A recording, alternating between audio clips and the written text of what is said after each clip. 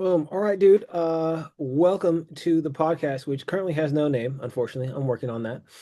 But everyone, let me introduce you to my guy, Justin Tully. He's a trainer and coach here in Austin, Texas. And I'll let him kind of tell you about himself real quick about things that he feels like you should know that I would obviously miss. Go ahead, Justin. What is up? Thanks for having me on, John. Um, yeah, so I'm Justin Tully. A lot of my friends call me Tully. I've been a trainer going on, let's see, 15 years now. Better than me. Um, Man, yeah, I started in January of 2011, um, working in LA, and then moved here to Austin, and I've been doing that ever since. Um, So anyway, yeah, I'm gonna say it's been cool. It's been real cool. The last 5 years, I've been self-employed. I've been in business for myself, training clients out of my private garage gym. That's been cool, Mhm.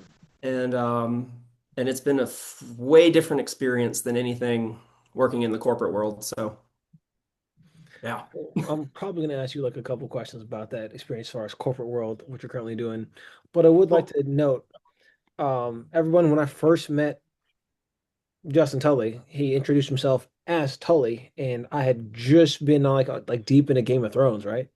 And so like I met you, and you were called Tully, and I met someone else, and his name was Brazos. So I was like, does everyone have a Game of Thrones name? And it wasn't until later that I learned that your name was actually Justin Tully, and that everyone didn't have Game of Thrones names. I was very upset because I was like, I can't wait until I get a Game of Thrones name. This is gonna be so good. Oh man, yeah, House Tully over here. I was like, House Tully, am I gonna be House Stark? Oh shit! Like, let's see what happens. That's it was like dreams kind of shattered a little bit when I didn't get like House Stark while working at that corporate gym together. Oh man, we'll go back and we'll pretend you did.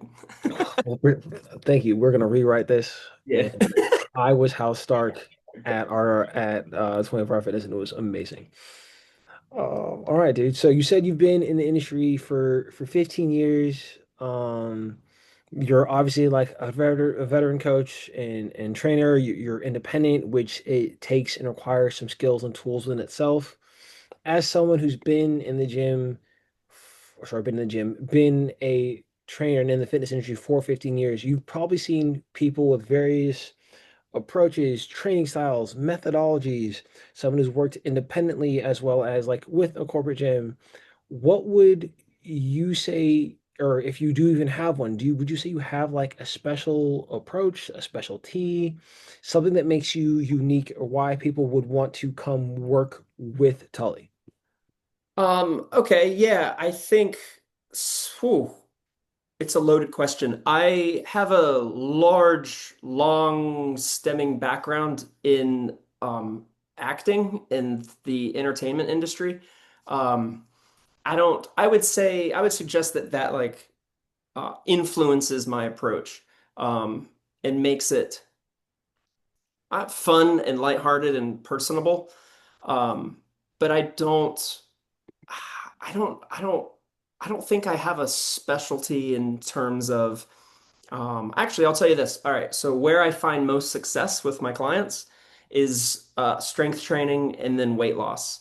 And then something that I love to do is corrective exercise. That's an aspect of training that I just really enjoy. Impacting people with like, oh, there's a muscle imbalance. Let's fix this and fix that. And then they live, stronger and better. But I would suggest like those are probably my areas of interest. And then as far as my approach, I don't know. I just like to tell jokes. I like to get work done. And um, I like to show people that strong can feel good too. So Okay.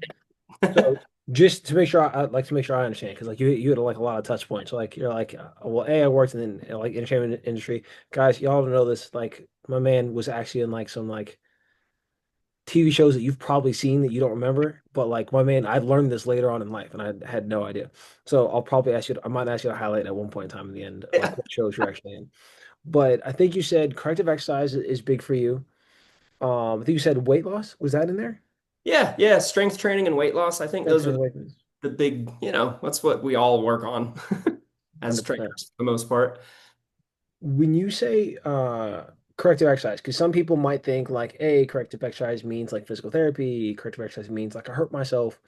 I want to highlight like how you approach corrective exercise because that might change Cool. someone's mind about why they would come to you or why it would be important to work with you with regards to like corrective exercise. Sweet. Yeah. I like to be honest, I think I bridge the gap between uh, physical therapy and then becoming stronger after that. How do you go about living your life? So I always, historically, the way that it's happened is I will train someone. Typically, I start after they've done physical therapy. Mm, I love physical therapy, so I'm going to say this, and I hope none of my physical therapist friends are mad at me, but like sometimes it seems that PT will take you from like negative to zero, and then insurance stops paying it, and then they're like, okay, cool, you're good, see you later. And so my job as a trainer is to say, all right, PT got you to, to this point. How do we take it and go beyond that? So my corrective exercise approach, I guess, would be um, realigning uh, realigning the body, making it work more fluidly and then I would say more successfully, more pain-free. more pain free. Yeah. Okay.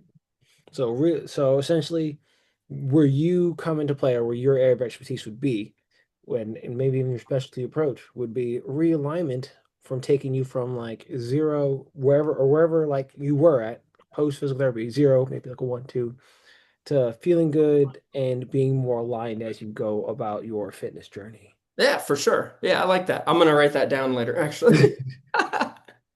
Excellent. I'm understanding. Yeah. Well, you've been in Nishi for a long time. And that means you've had lots of what I would say, I don't call them necessarily hardships. Maybe you faced a few obstacles along your path during your fitness journey. Would you want to talk about some of the obstacles you've faced and had to overcome to essentially see the success that you've seen and stay in the game? Because a lot of people who start off as personal trainers and coaches don't necessarily stick around. Yeah. Okay, so gosh, let's see. So obstacles I think would be I've been in different arenas. So I've been in the corporate world. Um, I would say that I had less obstacles in the corporate environment. A lot of my biggest one would be acquiring clients, and that was not that big of a deal for the most part within something like working at 24 Hour Fitness or Crunch or wherever. Um, so my most recent obstacles, for sure, have been now that I'm self-employed, and it's rough. It can be, I should say. It's very rewarding, when times are good, but I would say my biggest obstacle is really just maintaining the flow. We always have, and you'd probably know this too, but we have ebbs and flows. And sometimes those ebbs can be really hard. And so you just have to get through them. And yeah, that's easily the biggest obstacle. Um, Something when I jumped ship and I left the corporate world, I was really afraid of that. That was one of my biggest, like, oh my gosh, like, am I really going to do this? I'm going to have to find my own clients. I'm going to have to do my own advertising, that type of stuff. I can say though that if anybody is a trainer out there and thinking about that, it's really not that bad. Like it's I find it to be real fun and creative. The creative part of me is fulfilled when I'm like, "Oh, let's do a new ad." Um and let's get some pictures done. Let's do Instagram reels. Let's do that. So it is fun. It still is a little bit of a stress, but I would say easily that's my biggest obstacle is just maintaining long-term clients and long-term success. So, I would say that's a fair way to say it. Long-term clients, long-term success. Because, for example, like I started kind of like my acquisition, like my niche, like I'm a strength conditioning coach, but I've also kind of leaned more into like my nerd side as far as like anime and cosplay and stuff like that. And I would say like my business kind of took off when I kind of leaned more into that and more like authentically me. Um, and like there was a lot of photos where I'm like at like, like 6% body fat. And most people are like, yeah, I want that. And I'm like, I don't think you do actually. And a lot of people were like, no, no, it's easy. Just tell me what to do. And I was like, I'll tell you what to do, but like I train pretty hard, so like my caloric window is going to be bigger than yours. You're gonna not be able to eat like a lot of things that you used to be able to eat at a certain Yeah. time. I don't like to ever restrict anybody. Like I'm not going to tell you not to eat the cookie, but it better be like a very low calorie cookie, uh, in order to get like that lean to make that happen. So as far as like success, I feel like a lot of people kind of come to a coach like, hey, like I want this thing, but they probably stick around, and I think you kind of hit on it earlier because like you provide like a service that is both entertaining, fun, and feel good. With a little bit of look good, because like who doesn't want bigger biceps? Oh, But yeah, for sure. you're like, hey, you may not want to hang out at around 6%. I know you say you want that, but like when I tell you what that when you start to get towards there, I don't think you'll want that. Yeah. I don't think you want that hurt. It's hurt for a long time. It's hurt for a long time. I don't think you want that hurt because like Kind of you've done painless. like you did a cut and you've had to do it for your advertising things like that, and you're like it hurts Yeah. for a long time. It hurts, Yeah. and you there's like and people who usually like who afford coaching or afford training, they have things they like to do. They like to go out to eat, and it's like guess what? If you like to go out to eat, you're not gonna enjoy it. As my last cut, for me it was very successful, but at the same time, um, it was on the extreme side. And so I remember telling clients like, yeah, this is what I'm doing. And they're like, you can't sustain that. And I'm like, well, yeah, that's not the point. Like I can sustain it for a few weeks. I think the specific cut that I did was at most 12 weeks, and it took me four. And I had hit my goals at four, and I thought, okay, well, I can eat pizza again. That's cool. Uh, Hooray. but yeah, oh man, that's funny. Yeah, I think that's something that people kind of think about too, is they consider when you tell them something, they think, oh, I got to stick to that forever. And it's like, well, no, none of this stuff is forever. It's just how your body can work for the next few weeks, and that it's going to adapt, and then you have to change that up. So, Phasic, very phasic.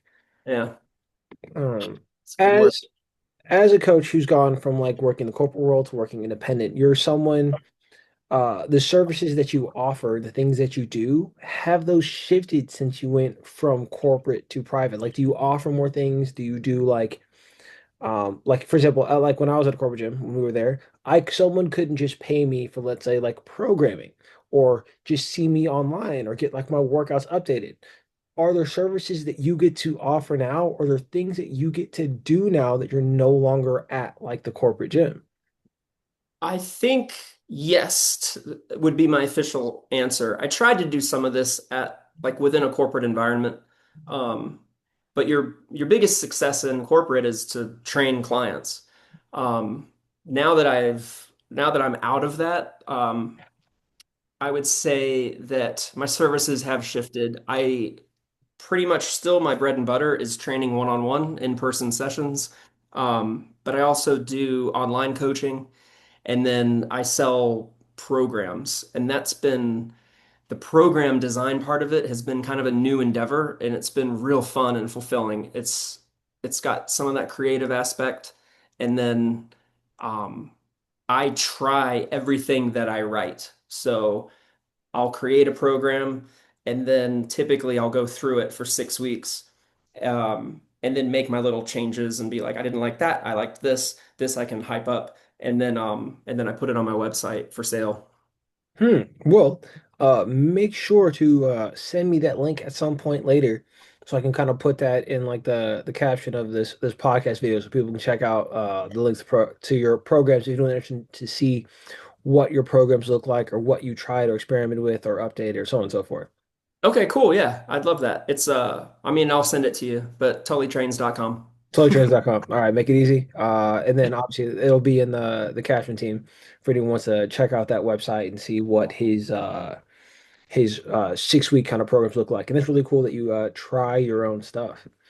Oh yeah. I gotta be you can't you have to try it.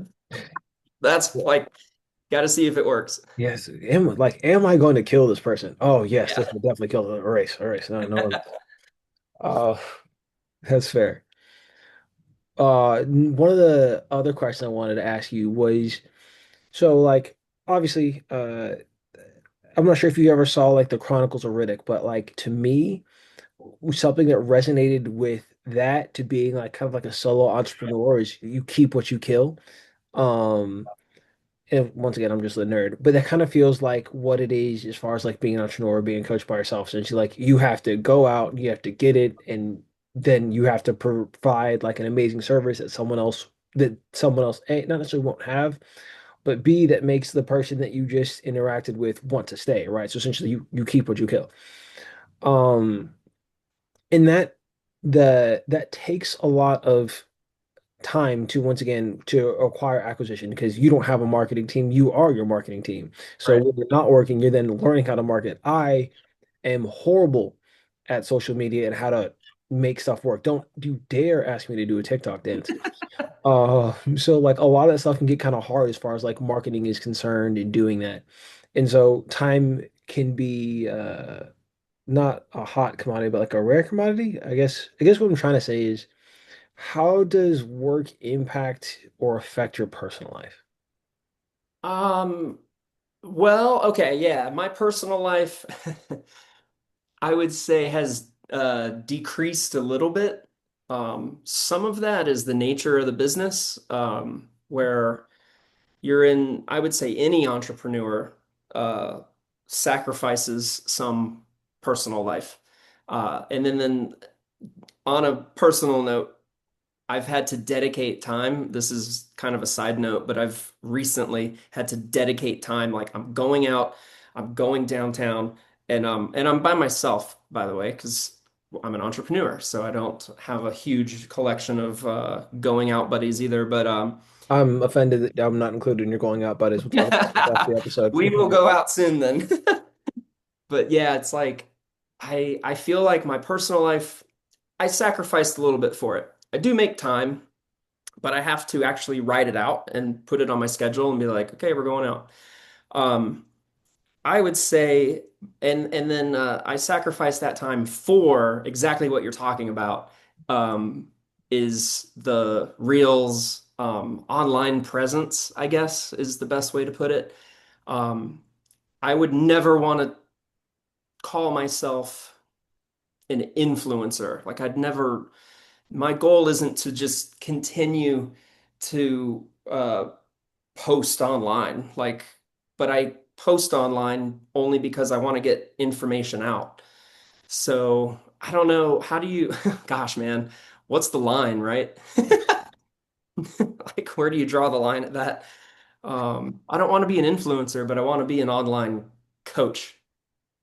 And I do, it's like I don't want to be an influencer, but I want to influence people. I would say like there's a difference between like I would say like quote unquote like influencing people and like helping people. Like influencers, I feel like the video has pizzazz. It's got wow. It's got like sparkle pretty things and cool cuts and captions and like different angles and so on and so forth. I don't have any of that kind of stuff. I'm gonna sit in front of a camera and like be like, all right, so here is the mitochondria. It's a powerhouse of the cell, and we're gonna go from there.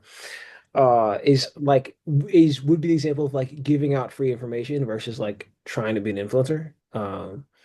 And that would I would say like be like the difference. Like technically, I think who would be a good? I think technically Liver King. Ugh, I want to vomit this after saying his name. Is technically an influencer, right? Yeah, for Uh, sure. and now, granted, like he sells his products, and we found out later he's a charlatan, and possibly. Crazy.